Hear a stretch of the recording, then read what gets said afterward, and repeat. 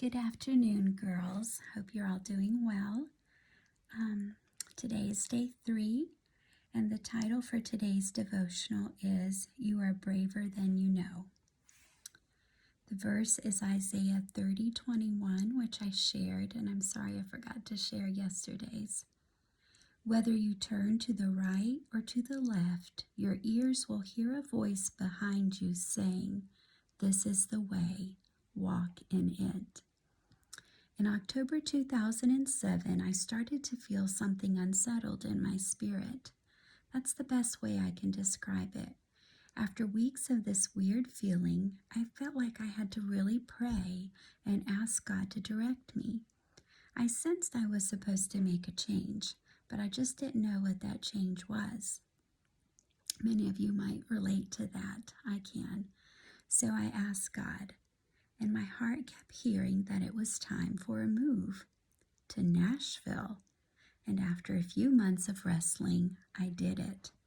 I cried the entire drive, 3.5 hours. Now, I know I wasn't leaving for a town halfway around the world yet, but this Georgia girl would be moving far away from the home. She would move far away from home than she'd ever dreamed. Friend, you need to know this. I never felt brave. I never had a moment of extreme courage or belief that this was going to be the best decision I had ever made. I just did the next thing.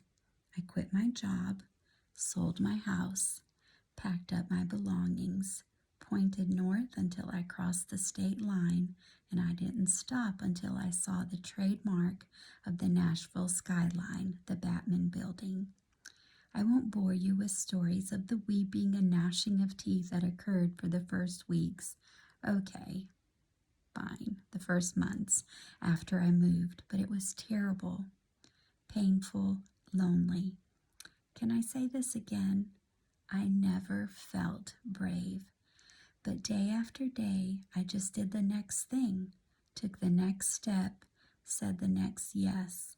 And God built a life for me in Nashville that I could not have dreamed possible for myself.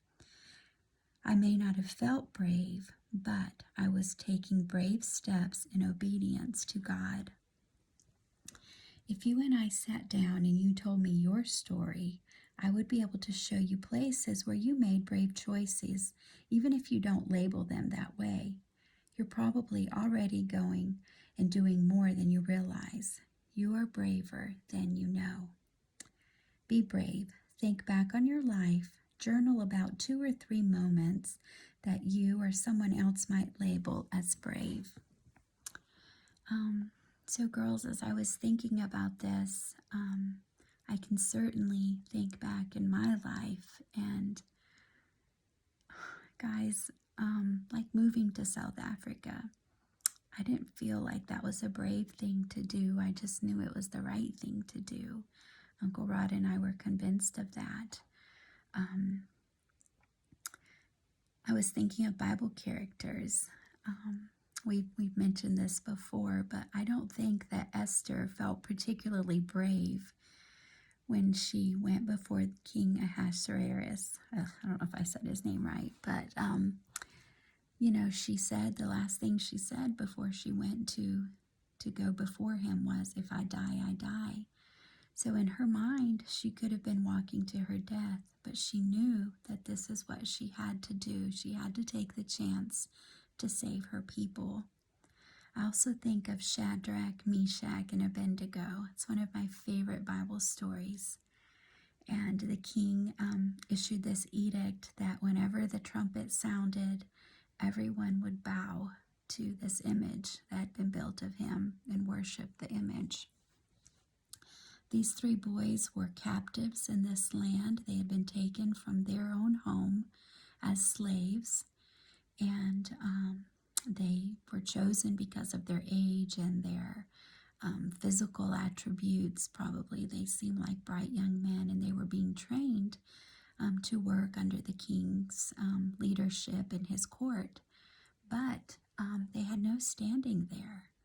And so when this edict was issued, they knew that their laws, the law that they had been taught, was that we worship only the Lord God of heaven and earth. To no one else do we bow. So they knew that it would be wrong to bow to this statue. And I can just imagine them when here they are in a crowd of people. I imagine that it was, just a throng of people all around the nation, and that trumpet blew, and they were now supposed to kneel. They look around, everyone else is kneeling, but the three of them stood. They reasoned that God could save them, but they had no guarantee of that. They didn't know the rest of the story that we get to read, that we're privileged to know. But with knees shaking, they stood there.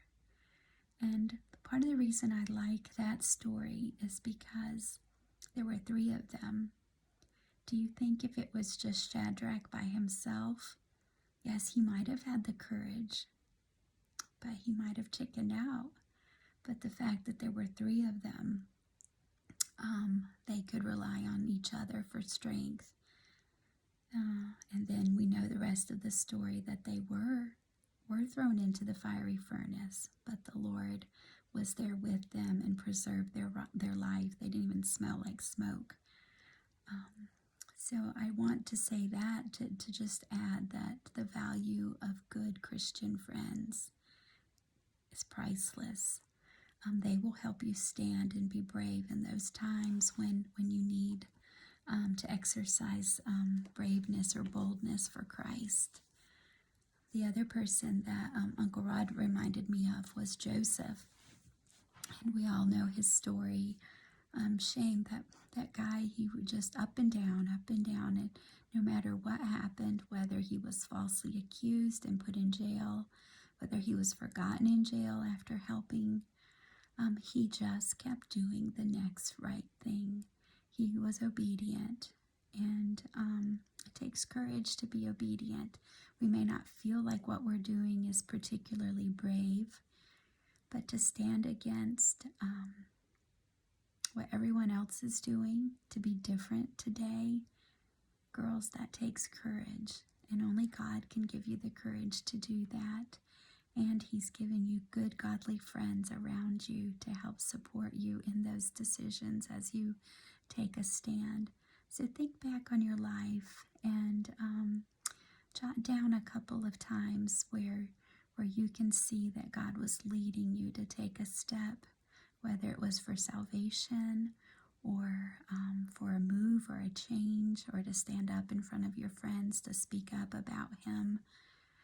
Just remember and just glory in the fact that he was faithful then, and he will always be faithful. He'll never ask us to do anything that he will not be there upholding us and protecting us.